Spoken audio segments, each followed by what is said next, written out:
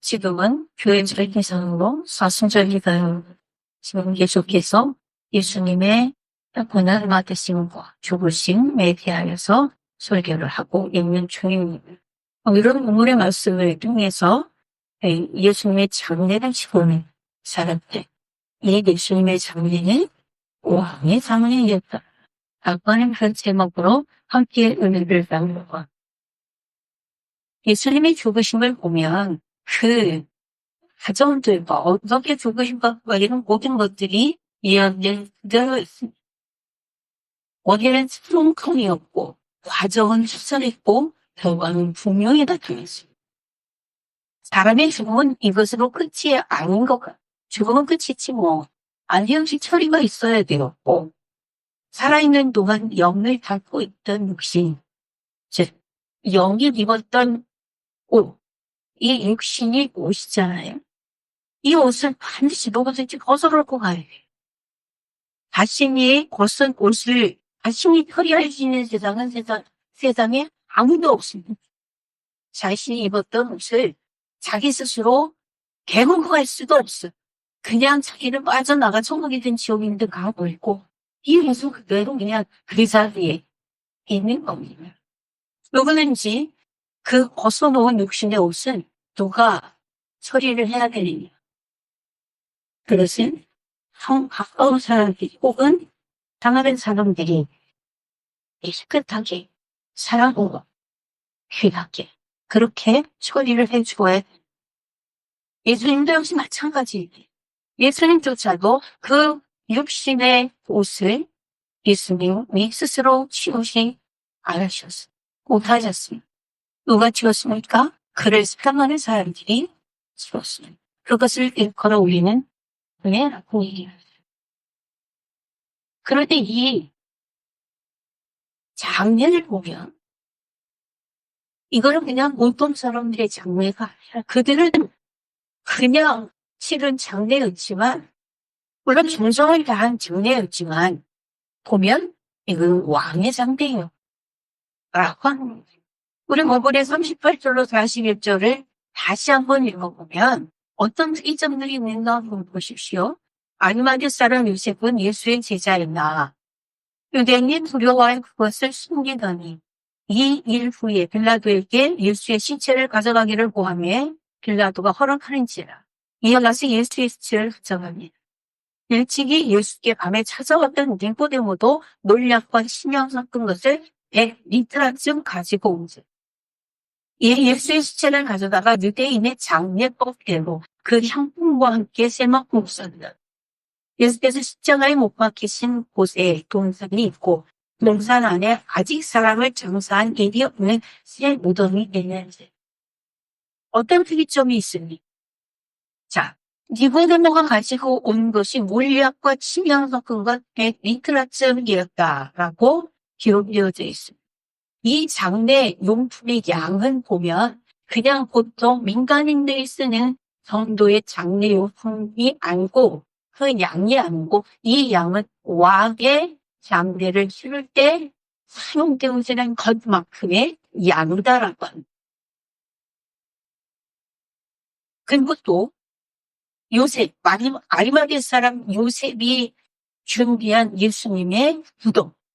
이 무덤은 통상적으로 이 새 무덤은, 굴을 파신 무덤은 왕의 무덤. 여러분, 스타콤 그 사진들 간간히 하거나 이런 데 나오는 거 보면 그 구멍을 파서 위아래 그냥 아파트처럼 해골이 하 있는 것을 보이지. 굴이 있으면 그 굴에 이 사람 저 사람 가족묘이면 가족묘 특별한 사람처럼 직급의 사람들이면 그런 사람들 이런 사람들이 그 무덤에 장례를 치르는 것이 일반적인 결례입니다. 그런데 예수님은 새 무덤 혼자만 왕의 무덤. 피라미드 생각해 보세요. 한 왕이 들어가 그런 모습. 예수님은 태어나면서부터 왕이셨던 분이에요. 예수님이 태어나신 날 천사들이 지극히 높은 곳에서는 하나님께 영광이, 땅에서는 기뻐하심을 입은 사람들 중에 풍화로다 라고 하면서 찬양했던 그 기억 것이죠. 이처럼 예수님은 나라에서부터 세상의 평강의 왕으로 오신 그런 분. 예수님은 평강의 왕으로 오셨어요. 천사들이 찬양할 만큼 그는 귀한 평강의 왕이었습니다. 그리고 예수님은 십자가에 못 박히실 때도 왕으로 선포되셨어요. 예수님께서 마지막 십자가에 달리실 때 빌라도가 그 죄패에 뭐라고 썼는지 기억해 보세요. 예수님을 유대인의 왕 예수 이렇게 썼습니다.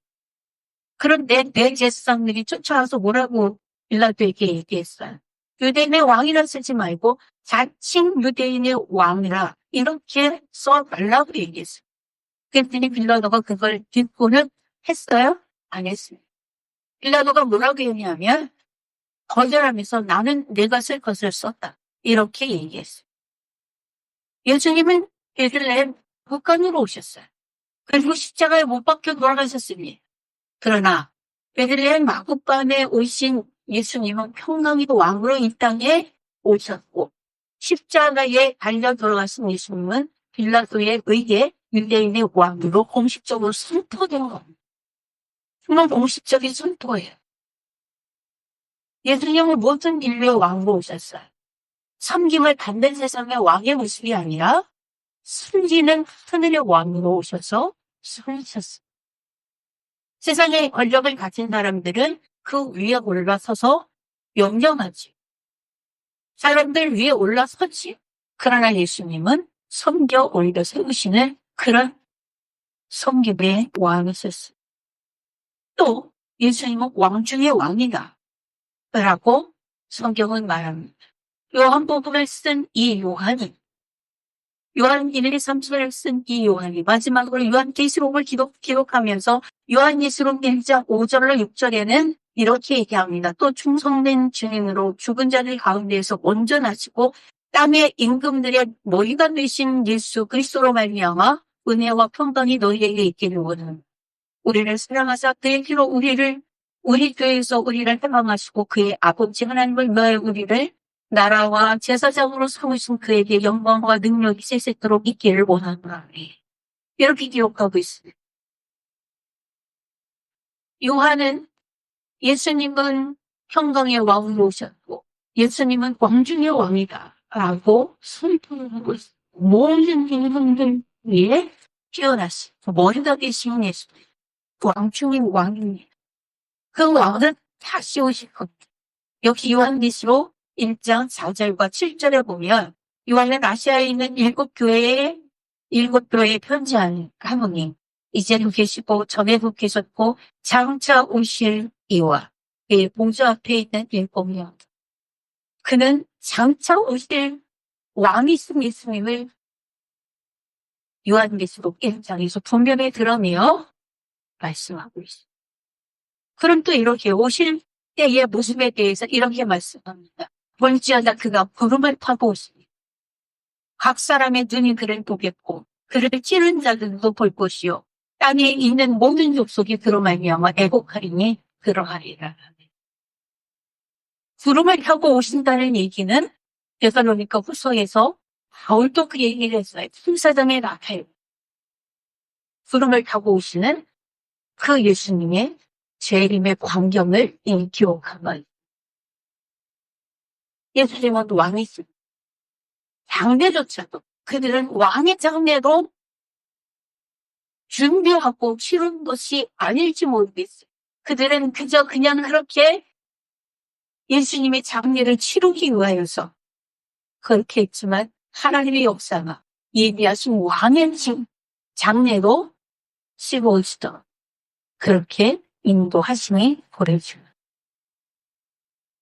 그런데 우리 한번 생각해 보십시다. 이 장례를 치르고 있는 사람, 아리마대 사람 요셉과 니고데모입니다. 이 사람들은 베드로, 요한, 야고보, 기다 등등 12명처럼 드러나 있는 제자들이 아니라 숨어있던 제자들이었어요.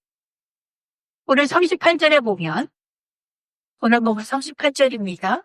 아리마대 사람 요셉은 예수의 제자이나 유대인이 두려워 그것을 숨겼다 그랬어요. 숨어 있었어요.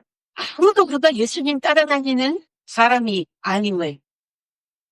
아니라고 생각하고 자신을 철저하게 숨겼어요. 난 예수님 안 믿어. 난 예수님과 아무 상관이 없는 사람. 예전 가나안 정도보다 더한 사람들이. 그러나 세상에 많은 사람들이 이렇게 신앙생활해요. 교회 다니는 줄도 모르고 하나님에 대해서 인식도 없는 사람처럼 그렇게 사는 사람들이 무지무지하게 많습니다. 그런 우스갯소리도 있잖아요. 어떤 사람들이 둘이 술 먹다가 둘이 시비가 붙어서 싸웠습니다. 경찰서에 끌려갔어요. 근데 그 소리를 듣고 목사님이 찾아갔어요. 근데 상대방도 누가 왔어요. 변호사가 보니까. 목사님 오셔서 장로님 왜 무슨 일이에요? 근데 상대방도 집사님 무슨 일이에요? 표도 교회 다니는 사람들이 아리마대 사람 예수님 줄 알아요. 자기 신앙을 숨긴 그런 일들이 세상에는 너무 많아요. 근데 그들은 지금 제가 예로 말씀드렸던 이런 일들은 예수님을 숨기고 세상 사람으로 사는 사람들이고 아리마대 사람 요셉은 그렇지는 않았던 것 같아요. 이 세상의 흐름이 굉장히 위협적이니까 숨어서 예수님을 사랑했던 사람인 것 같습니다. 또 니고데모는 어떤 사람이에요? 39절에 보면 일찍이 밤에 찾아왔던 니고데모도 그랬습니다. 그 밤에 찾아와 낮에 예수님 얼마나 많은 말씀을 하시고 얼마나 많은 일들을 사람들과 함께 하시는지. 근데 그는 밤에 찾아왔었습니다. 그 밤에 찾아온 내용이 요한복음 3장에 기록되어져 있습니다. 요한복음 3장 1절로 5절에 보면요.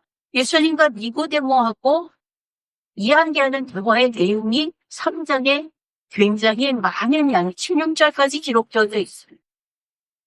1절부터 보면 그럴 때 바리새인 중에 니고데모라 하는 사람이 있으니 유대인의 지도자라 그랬습니다. 그가 밤에 예수께 와서 이르되 라피여 우리가 당신은 하나님께로부터 오신 선생님인 줄 알아이다. 하나님이 함께 하시지 아니하시면 당신이 행하시는 이 모든 표적을 아무도 할 수 없음이니이다. 예수께서 대답하여 이르시되 진실로 진실로 내게 이르노니 사람이 거듭나지 아니하면 하나님의 나라를 볼 수 없느니라. 니고데모가 이르되 사람이 늙으면 어떻게 날 수 있사옵나이까? 저번째 모태에 들어갔다가 날 수 있사옵나이까? 예수께서 대답하시되 진실로 진실로 내게 이르노니 사람이 물과 성령으로 나지 아니하면 하나님의 나라에 들어갈 수 없느니라. 거듭남에 대해서 하나님의 나라에 들어가는 방법에 대해서 밤에 몰래 찾아와서 예수님한테 물었던 니고데모. 이 얘기를 다 하시고 예수님이 10절에 뭐라고 그러셨냐면 네가 이스라엘의 선생으로서 이런 것들을 알지 못하느냐라고 반문하세요. 그리고 다시 쭉 교훈을 주시면서 마무리를 이렇게 하십니다. 우리가 다 같이 다들 아는 말씀. 하나님이 세상을 이처럼 사랑하사 독생자를 주셨으니 이는 저를 믿는 자마다 멸망치 않고 영생을 얻게 하게 하시니. 이게 니고데모하고 밤에 나누었던 얘기의 마무리 교훈. 아리마대 사람 요셉, 이스라엘의 선생인 니고데모가 이런 사람들이었어. 그런데 중요한 것은 니고데모는 예수님하고 이런 대화를 나누고 하나님 세상을 이처럼 사랑하사 독생자를 주셨으니 이 교훈을 듣고도 그 어기에 나타난 적이 없어. 성경 어디에도 없습니다. 이 사람의 행적이야. 그런데 이 두 사람이 예수님의 죽으심 앞에 장례식을 치르기 위해서 둘이 나타났어요. 그것도 둘이 같이 그렇게 나타난 것이 아니라 아리마대 사람 요셉이 예수님의 시체 주세요 라고 해서 예수님 시체 가지고 왔더니 니고데모가 거기를 찾아온 거예요. 장례용품을 준비를 해가지고. 이 아리마대 사람 요셉이나 니고데모의 대표는 그들에게는 엄청나게 목숨을 건 용기였어요. 그동안 그 사람들이 자신을 드러내지 않았던 이유는 유대인들을 무서워했기 때문이에요. 38절은 그렇게 기록하고 있잖아요. 다시 한번 확인해 보세요. 아리마대 사람 요셉은 예수의 제자이나 유대인이 두려워 그것을 숨겼다. 그것을 숨기던 왜? 유대인이 무서워서, 유대인이 두려워서 숨겼다 그랬습니다. 그런데 빌라도 앞에 나타나서 나에게 예수님의 시체를 주세요. 이거는 그 모든 사회적인 것들을 볼 때, 환경들을 볼 때 굉장히 죽을 각오를 한 욕심이 있고 용기였다라고 말할 수 있습니다. 그 이유가 뭐냐? 첫 번째는요, 예수님이 로마에 저항했던 사회적인 법을 지키지 않았던 두 강도하고 처형되었기 때문에 아직의 인사로 자기도 같은 취급을 받을 수 있는 위기에, 그렇기 때문에 이것에 대해서 용기를 내지 않으면 할 수 없는 일을 아리마대 사람 요셉은 두 번째는 그 당시 유대로부터 예수님을 따르면 유대인들로부터 그 부록으로부터 추모를 당하는 예가 있어요. 우리가 잘 알지만 어떤 사람이 소경원으로 태어났습니다. 예수님이 고쳐주셨어요. 그런데 안식일에 고쳐줬어요. 그런데 너를 누가 고쳤냐 그랬더니 말 안 해요.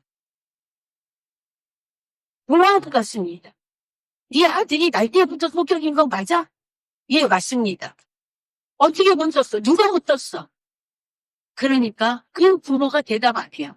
그러고 하는 말이 이 아이가 다 자라서 장성했으니 자기의 일을 스스로 말할 수 있겠습니다. 본인에게 물어보세요 라고 얘기를 합니다.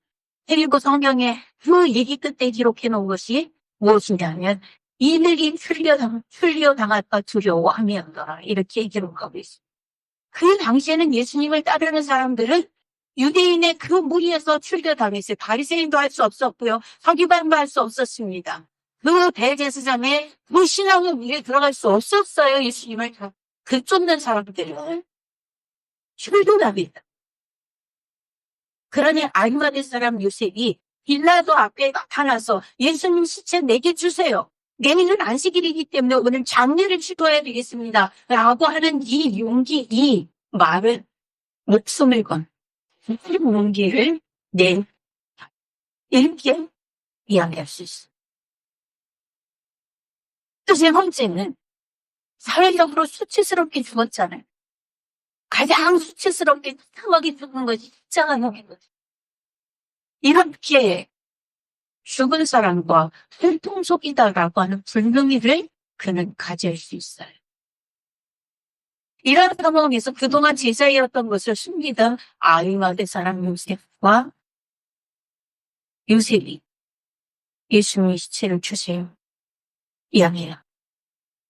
니고데모는 처음에 예수님을 찾아봤을 때부터 한 번도 자신을 예수님과 관련해서 드러낸 적이 없지만 이제 용기를 내서 몰약과 신앙을 가지고 와서 예수님의 장례를 이들의 믿음과 용기로 예수님의 장례식은 왕의 장례식이 됩니다. 그들은 이제야 평소에 예수님을 드러내서 따르지 못함에 대한 후회와 아쉬움을 느낀 것이 아닐까? 이런 생각을 합니다.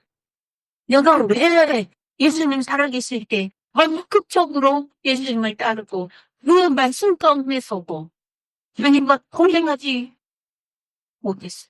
내가 왜 이랬어? 라고 하는 생각에 믿으며 보는 것은 아니다. 근데 그 드러내놓고 자기가 예수님과 관련이 있는, 예수님과 함께 이 신앙의 길을 동행하는 사람이라고 하는 것을 말하고 드러내지는 못했지만 그들은 분명 성경에 기록된 대로 예수님의 제자였습니다. 그러나 그때 모든 것을 버릴 만큼 확신 있게 살지는 못한 그리고 너무 먹먹거리는 사이에 예수님은 십자가에 달려 돌아가셨어요. 그러는 동안 이 사람들은 제자로서 예수님을 직접 섬길 기회를 잃은 거예요.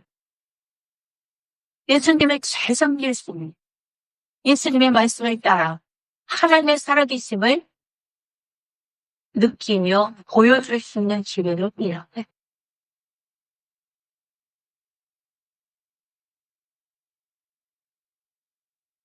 주저하고 머뭇거리다가 숨기지 못한 채 제대로 헌신 한번 못해보고 인생을 마감한다면 그 믿음은 참 크다만 무게를 갖게 된 겁니다.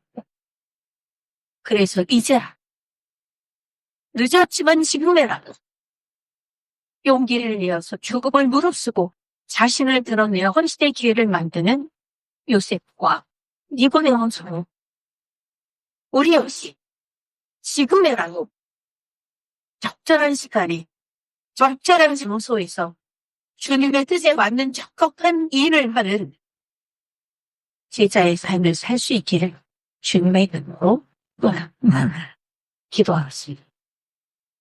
차라리 하나님의 말씀은 살아있고 운동력이 있다고 하셨습니다.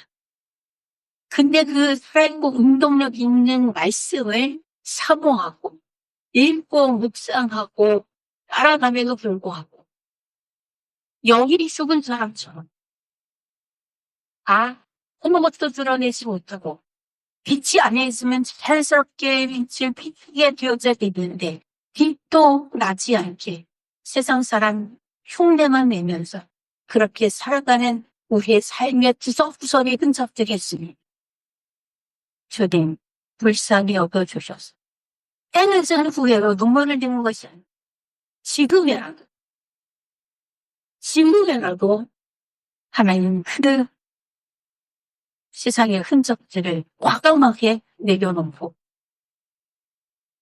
용기를 내어서 주님의 부르심에 적합한 적절한 시기에 적절한 양의 헌신 앞에 우리 자신을 세울 수 있도록 우리 안에 역동의 힘을 허락하여 주시옵소서.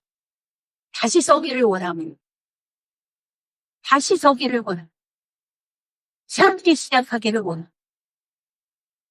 예수님의 이 고난과 죽음을 묵상하는 이 시간에 저희들이 죽은 우리의 신앙의 부분들을 깨닫게 하시고 예수님의 그 생명으로 승기를 돌아오게 해주시옵소서.